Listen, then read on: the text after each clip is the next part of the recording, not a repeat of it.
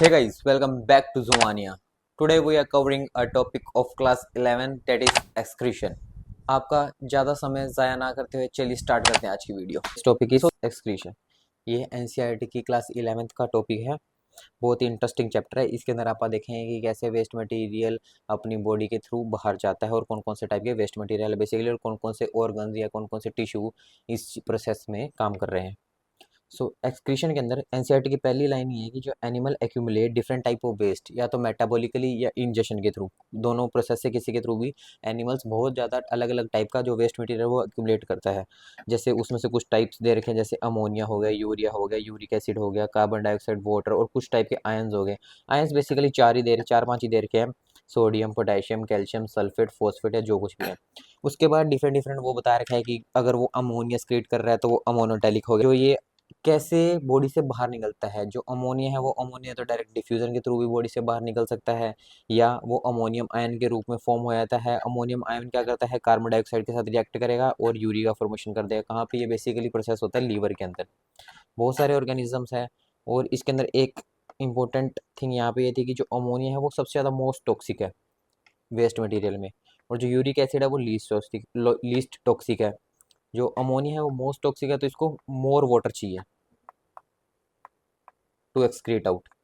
इसको बहुत ज़्यादा नेसेसिटी में वाटर चाहिए ताकि ये बॉडी से बाहर निकल सके। और वेयर एज यूरिक एसिड को बहुत ज़्यादा कम वाटर चाहिए। आगे देखते हैं, ये अमोनिया का मैंने बताई दिया कि कैसे यूरिया में चेंज होता है लीवर के अंदर। ये तीन टर्म होगी, अमोनोटैलिक, यूरिकोटैलिक एंड यूरिकोटैलिक। तीन टर्म होगी बेसिकली। अमोनोटैलिक वो होगी जो अमोनिया एक्सक्रीट करता है, और यूरिकोटैलिक वो होगी जो यूरिया एक्सक्रीट करता है, और यूरिकोटैलिक वो होगी जो यूरिक एसिड वो करता है। अब जो एक्सक्रीटरी स्ट्रक्चर्स है ये डिफरेंट डिफरेंट है सबके अंदर। जैसे कि प्रोटोनेफ्रिडी और फ्लेम सेल्स होगी, ये किसका पार्ट है, प्लेटीहेल्मिन्थेस का। प्लेटीहेल्मिन्थेस हो गए, फ्लैट वर्म हो गए। इसका एग्जांपल कौन सा, टीनिया। तो इसके अंदर जो एक्सक्रीटरी सब्सटेंस होते हैं वो प्रोटोनेफ्रिडिया, फ्लेम सेल्स होंगे। नेफ्रीडिया किसके अंदर आया था, ये आपने देखा होगा कि एनिलिड्स के अंदर आता है। एनिलिड्स हो गया, एनिलिड्स का एग्जांपल हो गया अर्थवर्म। और मल्फिजियन टेबुल्स कॉकरोच में आती है, या इंसेक्ट्स में भी आ जाती है बहुत ज़्यादा। और जो एंटीनल ग्लैंड्स है और ग्रीन ग्लैंड है, ये किस में होते हैं, प्रोन में होते हैं। ये सारे एनसीईआरटी में तीन चार ही मेंशन थे, ये मैंने आप सबको सारे बता दिए। ठीक है।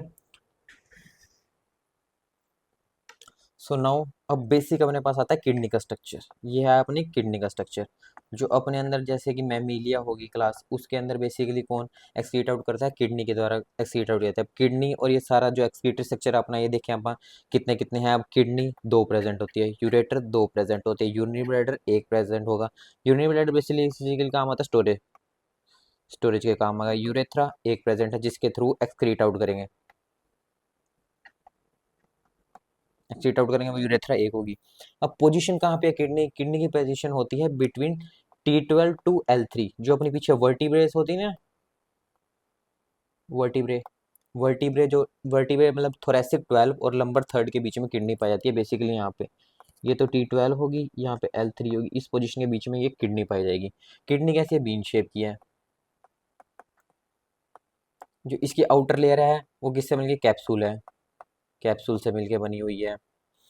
ठीक है। इसकी पोजीशन होगी रिट्रोपेरिटोनियल होगी। अब इसकी लेंथ की बात करें तो 10 से 12 सेंटीमीटर की हो सकती है। ब्रेथ की बात करें तो 5 से 7 सेंटीमीटर की, और विड्थ की बात करें 2 से 3। ये एनसीईआरटी के टर्म है, तो इंपॉर्टेंट है, याद कर लेना। और वेट 120 से 170 ग्राम तक हो सकता है इसका। ठीक है। मैंने आपको बताई दिया किडनी की जो आउटर लेयर है वो कैप्सूल से मिलकर बनी होती है। हाइलम हाइलम बेसिकली ये स्पेस है, जो कनकेव वाला स्पेस है ना, concave surface of kidney, basically एक नोच है जहाँ पे सारी एंट्री या एग्जिट करेगी। जैसे कि यूरेटर वहाँ से एग्जिट करेगा, ब्लड वेसल वहाँ पे एंट्री करेगी या एग्जिट करेगी। जैसे आर्टरी, जो रीनल आर्टरी है वो वहाँ से एंटर करेगी किडनी के अंदर, और जो रीनल वेन है वो वहाँ से एग्जिट करेगी। नर्व्स होगी, बेसिकली बहुत सारी नर्व्स होगी, वो भी यहीं से एंट्री और एग्जिट होगी सब चीज़ की। बेसिक स्ट्रक्चर देखें तो ये इन्फीरियर वेना कावा आ रही है, जो मतलब बेसिकली ब्लड लेके जाएगी यहाँ से हार्ट के पास, कहाँ पे, राइट वेंट्रिकल, राइट एट्रियम के अंदर। तो और ये जो अपने पास आ रही है ये वेन है, रीनल वेन है। ये रीनल वेन आई, यहाँ पे एंट्री करी, किडनी के अंदर ब्लड सप्लाई किया, और रीनल वेन की यहाँ पे एग्जिट हो गई, और यूरेटर भी यहीं से एग्जिट ले रहे हैं। ये बेसिकली यूरेटर है जो क्या किडनी से लेके जो यूरिनरी ब्लैडर तक यूरिन को ट्रांसफर करेंगे। ये यूरिनरी ब्लैडर एक है, यूरेथ्रा भी एक है, यूरेटर दो है, किडनी भी दो है। बस इनका नंबर याद रखना अच्छे से। ओके, नाउ नाउ अपने पास किडनी है, जो बेसिकली ये किडनी है अपने पास। इसके दो पार्ट है, कोर्टेक्स और मेडुला। कोर्टेक्स आउटर पार्ट हो गया और मेडुला इनर पार्ट हो गया। अब मैं आपको ड्रॉ करके बताता हूँ बेसिकली इसमें क्या है। ये किडनी है अपने पास, ठीक है। अब जो आउटर पास है वो कोर्टेक्स है। अब इसके बीच में ना ये मेडुलरी पिरामिड्स प्रेजेंट होते हैं बहुत सारे, ठीक है। यहाँ से मान लो यूरेटर बाहर निकल रहा है, ठीक है। अब ये आउटर पार्ट है, ये तो है कोर्टेक्स, और जो इनर पार्ट है ये मेडुला। कोर्टेक्स, अब कोर्टेक्स के अंदर क्या होता है, कोर्टेक्स का ऐसा पार्ट जो मेडुला के अंदर धसा हुआ है वो है रीलम कोलम ऑफ बेरिटनी। जैसे जो आपको ये दिख रही है ना, इनको आपको दूसरे कलर, जैसे ये हो, हम्म, जैसे आपको ये दिख रही है, ये जो चीज है ना बेसिकली, ये है रीनल कोलम ऑफ बेरिटनी। एनसीईआरटी की टर्म है ये। और अपने पास वेयर है, जो मेडुला है वो इनर पार्ट हो गया। इसके अंदर मेडुलरी पिरामिड्स ये हो गए, जो मेडुलरी पिरामिड्स हैं। कैलिक्स जो अंदर ये बहुत सारे बनाते हैं, मेजर कैलिक्स बनता है, माइनर कैलिक्स बनता है। और रीनल पेल्विस, जो ये अंदर वाला पार्ट है ना, ये हो गया रीनल पेल्विस। इस स्ट्रक्चर में भी आप देख सकते हो, ये पिरामिड्स हैं, मेडुलरी पिरामिड्स। ये जो अंदर ये पार्ट दिख रहा है, ये आपको क्या है, रीनल कॉलम ऑफ बेरिटनी। ये रीनल कॉलम ऑफ बेरिटनी है। मेडुला अंदर वाला पार्ट हो गया। कोर्टेक्स जैसे बाहर वाला पार्ट है, मैंने आपको बता ही दिया। मेडुला अंडर वाला पार्ट है। इसके अंदर बहुत सारे कैलेक्स होंगे, माइनर कैलेक्स होंगे, मेजर कैलेक्स होंगे, और फिर रीनल पेल्विस आएगा। ये पेल्विस देखो, अंदर वाला पार्ट हो गया रीनल पेल्विस। ओके, तो ये समझ आ गया। रीनल पेल्विस हो गया, कैलेक्स हो गया, मेडुलरी पिरामिड हो गया, और हाइलम उसके बाद हाइलम आ जाता है। ये नोच हो गया, कनकेव सर, ये कॉनकेव सरफेस है, सरफेस है। यहाँ पे आपको एक नीट में बेसिक सा क्वेश्चन पूछा जा सकता है कि कन्वेक्स होता है कनकेव होता है, तो ये कनकेव है।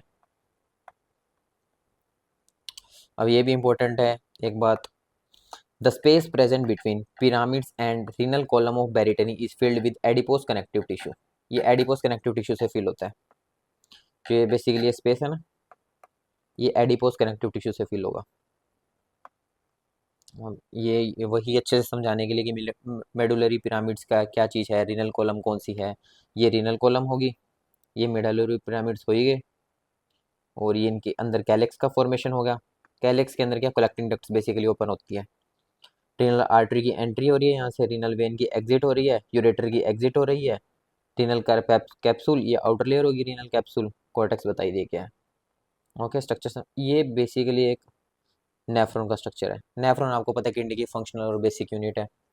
ये मैंने बनाया है, ये बहुत ज़्यादा इजी है स्ट्रक्चर बनाना। अब इसके मैं पार्ट समझाता हूँ आपको कौन कौन से है। जो ये आपको कप शेप स्ट्रक्चर दिख रहा है, ये तो है बोमेंस कैप्सूल। और इसके अंदर जो फाइन कैपिलरीज के नेटवर्क दिख रहे हैं, ये है अपने पास ग्लोमेरुलस। यहाँ से एफरेंट आर्ट्रियोल आई और इफेंट आर्ट्रियोल ग्लोमेरुलस बना के बाहर निकल गई। ग्लोमेरुलस बेसिकली कुछ नहीं है, एक बंच ऑफ कैपिलरीज है बस, सिंपली। एफरेंट आर्ट्रियोल का जो डायमीटर है होता है वो वाइड होता है थोड़ा सा, और जो इफरेंट आर्ट्रियोल का डायमीटर है वो नैरो होता है।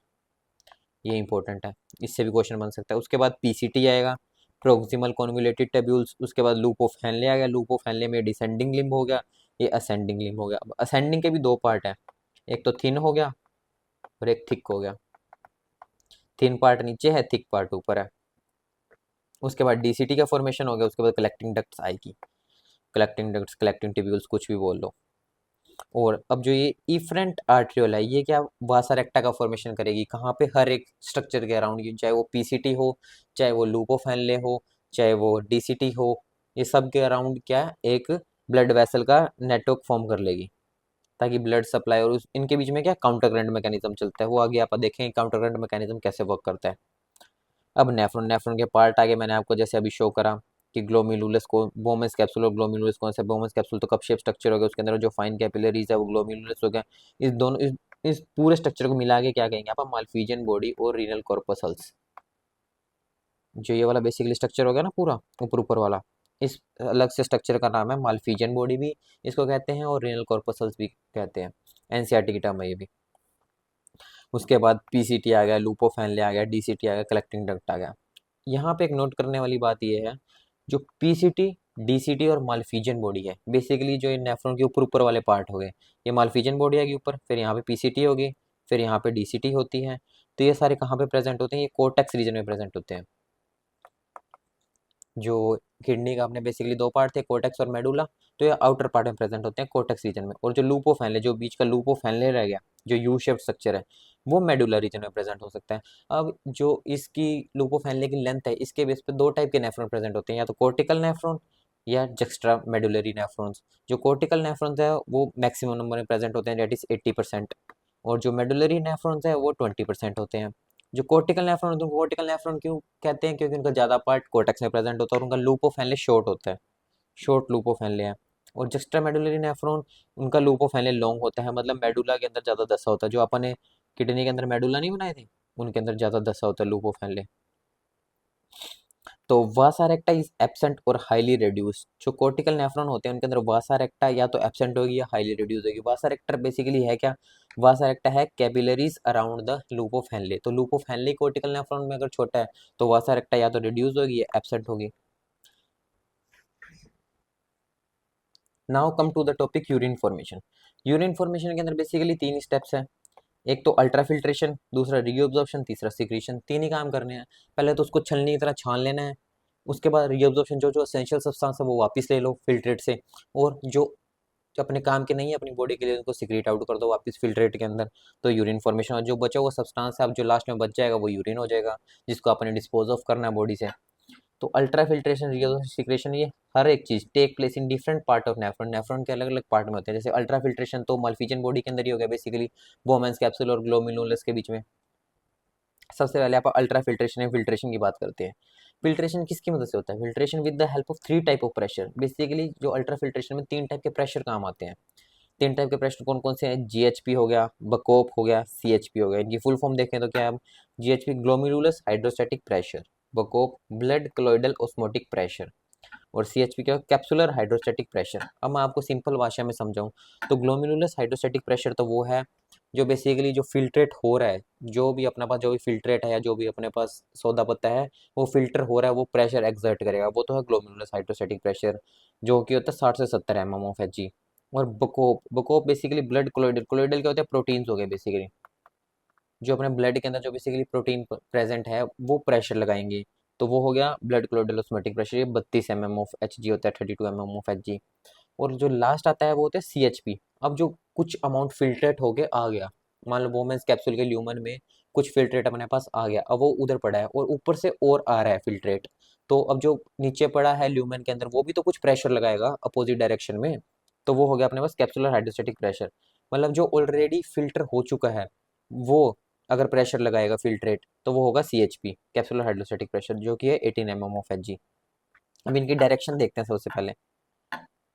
ये डायरेक्शन है इनकी। ये अपने पास बोमेंस कैप्सूल आ गया, ये अपने पास ग्लोमेरुलस आ गया, इसके अंदर जीएचपी जो फिल्ट्रेट हो रहा है वो जीएचपी लगाया। ग्लोमेरुलस हाइड्रोस्टैटिक प्रेशर कितना था ये अपने पास? 60 mm ऑफ एच जी।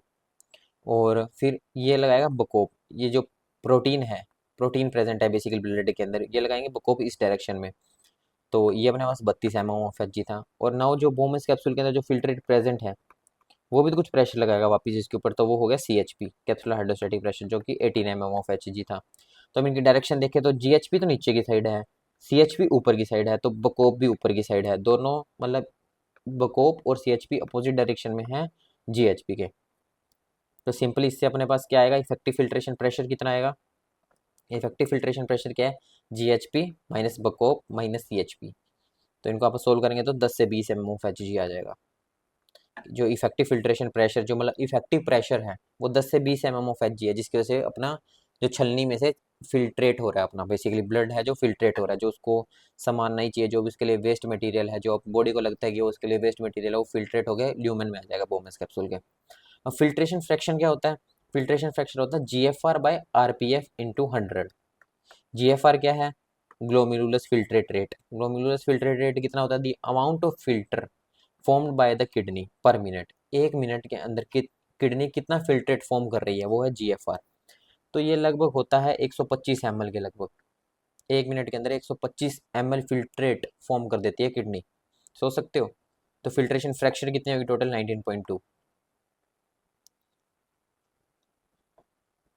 अब जो बात है प्रोटीन हो गया या ब्लड कॉर्पसल्स हो गया, जो ब्लड है, ब्लड के अंदर प्रोटीन ही प्रेजेंट है, ब्लड कॉर्पसल्स भी होंगे, डिफरेंट डिफरेंट टाइप के सेल्स भी होंगे, जो अपने को पता है कि कौन कौन से होते हैं, न्यूट्रोफिल हो गया, बेसोफिल हो गया, इयोसिनोफिल्स हो गया, जो भी है। And fat does not pass through filtration membrane.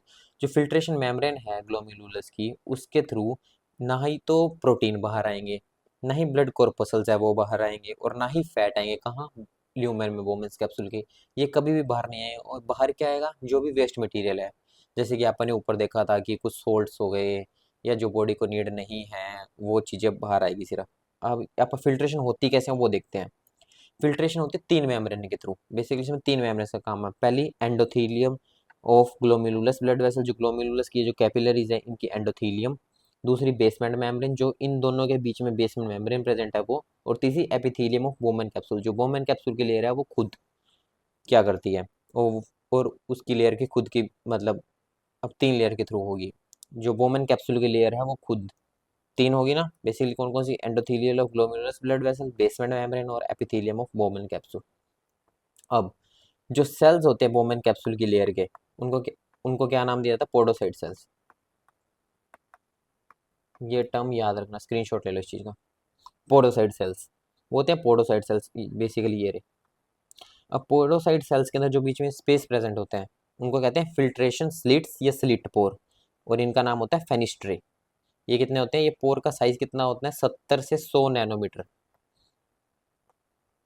70 से 100 नैनोमीटर होगा इनका साइज, जिसके थ्रू बेसिकली फिल्ट्रेशन हो रही है। ये अपन ने बात कर रही है एफरेंट आर्टियोल डायमीटर थोड़ा सा बड़ा है, इफरेंट के थ्रू ये आगे जाके नीचे हैनले लूप्स के पास वासा रेक्टा का फॉर्मेशन कर लेगी। और जो पीसीटी होती है, पीसीटी के सेल्स के अंदर माइटोकॉन्ड्रिया बहुत ज़्यादा प्रेजेंट होते हैं, माइटोकॉन्ड्रिया वास्ट नंबर में प्रेजेंट होते हैं। और क्यूबोइडल नेचर की होती है इसकी जो लेयर है, सीलिएटेड क्यूबोइडल। और जो यहाँ की होती है, यहाँ पे तो तुम्हें पता है जहाँ पे भी फिल्ट्रेशन होगी बेसिकली, जहाँ पे भी किसी चीज़ का डिफ्यूजन होना है या पास होना है, तो वहाँ पे हमेशा कौन सी लेयर प्रेजेंट होती है, स्क्वैमस एपिथेलियम लेयर। तो वोमन कैप्सूल की सेल्स कैसी होंगे, स्क्वैमस एपिथेलियल लेयर्स के होंगे। और यहाँ पे क्या होंगे, मतलब जो सिलिएटेड क्यूबोइडल एपिथेलियम प्रेजेंट होगी पीसीटी के पास। अभी अल्ट्रा फिल्ट्रेशन हो जाएगी यहाँ से। अब ये इंपॉर्टेंट टर्म है थोड़ी सी, जो अपनी किडनी है, जो अपनी दोनों किडनी है वो 1100 से 1200 ml पर मिनट ब्लड फिल्टर करती है।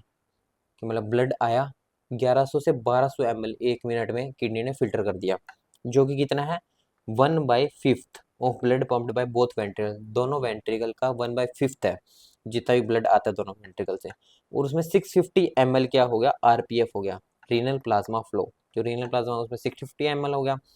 और जो 125 ml है पर मिनट वो जीएफआर हो गया। अपन ने ऊपर बात करी थी कि कितना फिल्ट्रेट फॉर्म करती है किडनी पर मिनट, तो वो 125 ml हो गया, जो कि पर डे के हिसाब से निकाले तो मतलब 180 लीटर कितना होता है, सोचो 180 लीटर। अपनी किडनी इतनी ज़्यादा पावरफुल है कि वो 180 लीटर ऑफ फिल्ट्रेट फॉर्म कर देती है। पर उसका यूरिन कितना है, 0.8%। 180 लीटर अपने को यूरिन तो नहीं आता। इसका मतलब क्या है कि जो बहुत सारी चीज़ें हैं वो रीअब्जॉर्ब हो जाती है, वो सेकंड प्रोसेस आएगा यूरिन फॉर्मेशन का। अभी तो आप अल्ट्रा फिल्ट्रेशन पढ़ रहे हैं, वो सेकंड प्रोसेस है रीअब्जॉर्प्शन। मतलब अब रीअब्जॉर्ब जो फिल्ट्रेट में तो बहुत सारी चीज़ें आ गई छन के, बट क्या नहीं आई, जो मेन लाइन थी, फैट नहीं आए, ब्लड कॉर्पसल्स नहीं आए, और प्रोटीन नहीं आए, ब्लड प्रोटीन नहीं आए, ये चीज़ें नहीं आएगी। बाकी और भी चीज़ थी वो छन छुन के आ गई सारी, छलनी की तरह। That is 1 to 1.5 litre urine form per day. एक नॉर्मल इंसान जिसकी मतलब हेल्थ एकदम सही है वो कितना एक्सक्रीट करेगा, 1 to 1.5 ml ऑफ यूरिन ही वो एक्सक्रीट आउट करता है अपनी बॉडी से।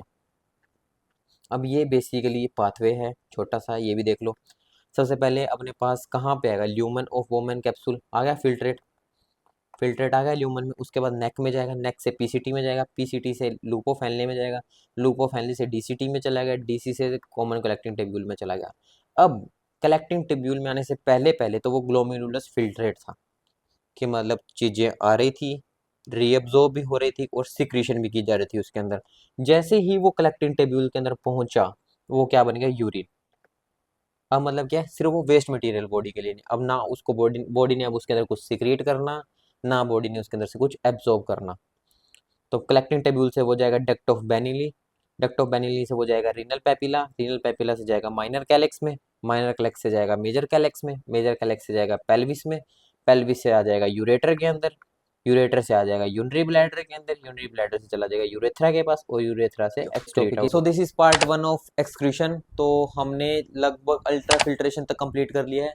अब आपका काम क्या है कि आप जाओ और जाके एनसीईआरटी रीड करो, आपको पॉइंट टू पॉइंट समझ आ जाएगी कि कहाँ पे क्या चीज़ लिखी हुई है, कौन सी वर्डिंग का यूज़ कहाँ पे किया गया है, कि एनसीईआरटी को कैसे जोड़ा तोड़ा मरोड़ा गया है, सब चीज़ें आपकी क्लियर हो जाएगी। और इसका सेकंड पार्ट देखना मत भूलिए। आफ्टर टुडेज वीडियो मतलब एनसीईआरटी नीट के बच्चों के लिए तो एकदम हलवा हो जाएगी। और अगर आपको वीडियो अच्छी लगी और थोड़ी सी भी इंफॉर्मेटिव लगी हो तो make sure to subscribe the channel सोमानिया। मिलते हैं किसी नई वीडियो के साथ, तब तक अलविदा।